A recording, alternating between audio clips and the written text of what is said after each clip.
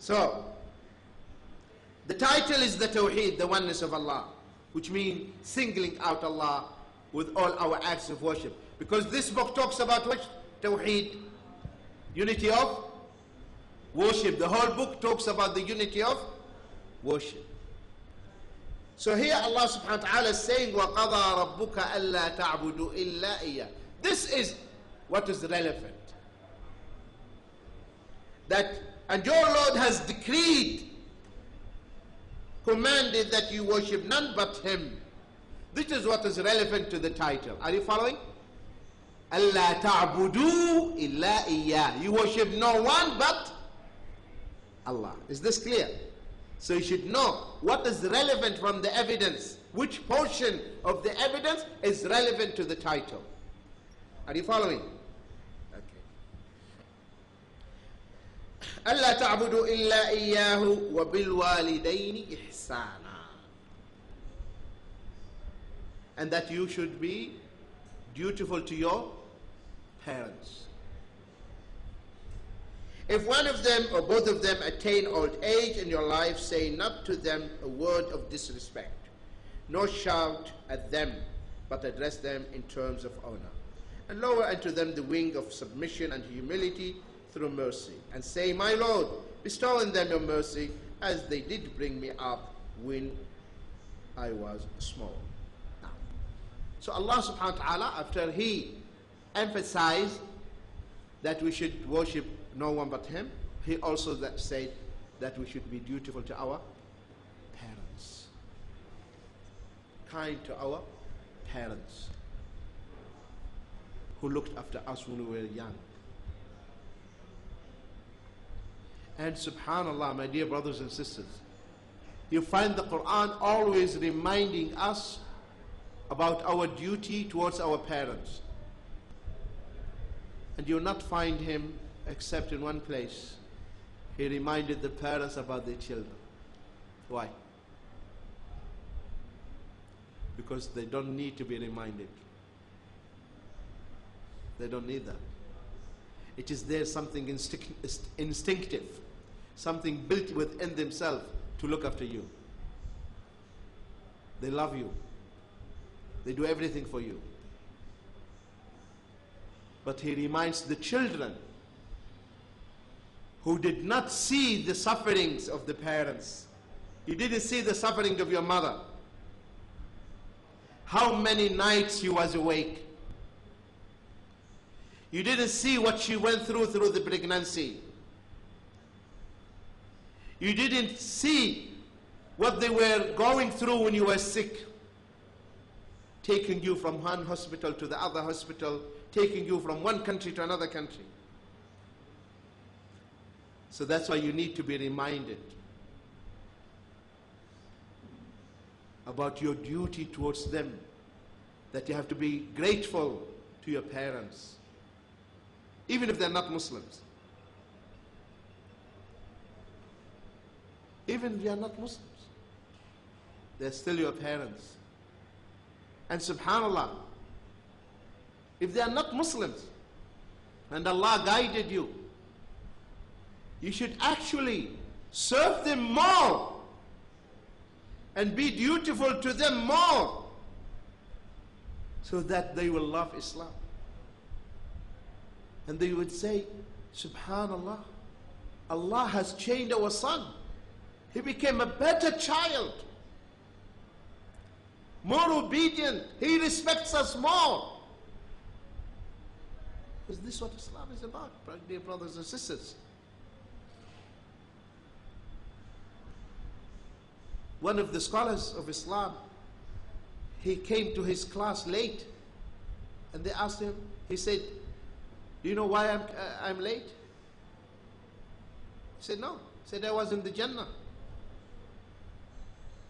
I was kissing the feet of my mother. And Prophet Muhammad says, the Jannah at the feet of the mother. Yes, this is the authentic hadith. There's another hadith says, the Jannah under the feet. This is weak. But the authentic narration, at the feet, which is the meaning is the same. Because some brothers, they have in mind it's only under the feet. So if the moment they hear at the feet, they say it is weak. Hadith. No, it's not true.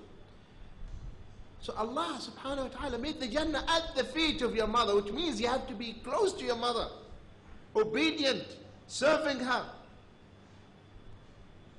So that's why immediately after worshipping Allah, you should be dutiful to your parents.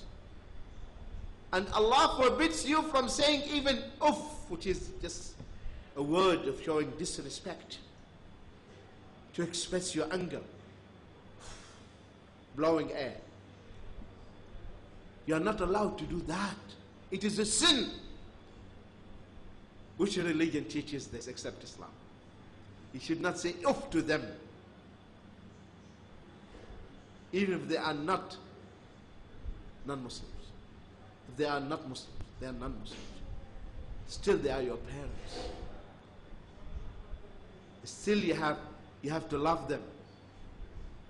Still you have to respect them. This is what Islam is about.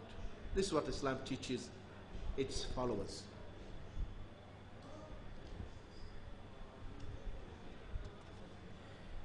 And you should keep praying for them and ask Allah subhanahu wa ta'ala to reward them for all the things they had done for you as they brought you up. Now they are old. They need someone to look after them, true or not? They brought you up. Now it is your turn. It is your duty to look after them. If you don't look after them, what you do to your parents, your children will do it for you. Tit for tat. Whatever you do to your parents, you cannot escape.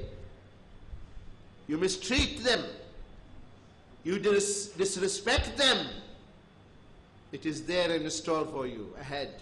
You will get it in this life, not in the second. In this life, you'll get it.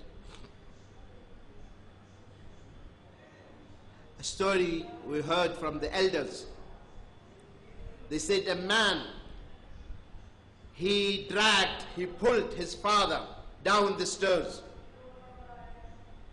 pulling him.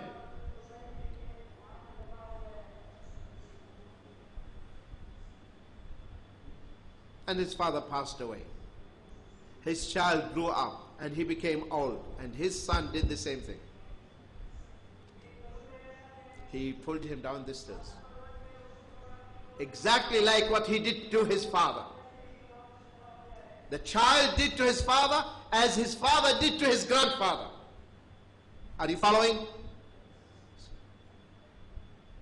So don't leave your parents and follow your sweetheart,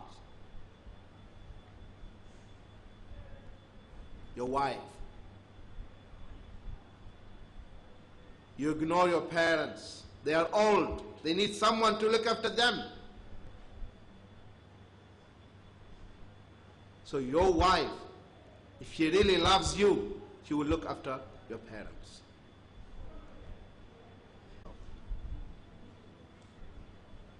Because we do this to please Allah subhanahu wa ta'ala, especially when they are old. And when a person is old, he behaves like a child. You know this? Like a baby. Anything makes him angry, and so we should know how to accommodate. And this is my advice for the sisters. Maybe they always keep saying, you know, mother-in-law and daughter-in-law, they don't go together, right? They're always fighting. No. You are. I'm again saying, if you are nice to your mother-in-law, you know what will happen? You will have a nice daughter. You know, a man came to Prophet Muhammad ﷺ, and he said, "O Prophet of Allah, my father wants to take some of my money." The Prophet ﷺ said, "Anta wa maluk li abik." You and your money belongs to your father. What are you talking about?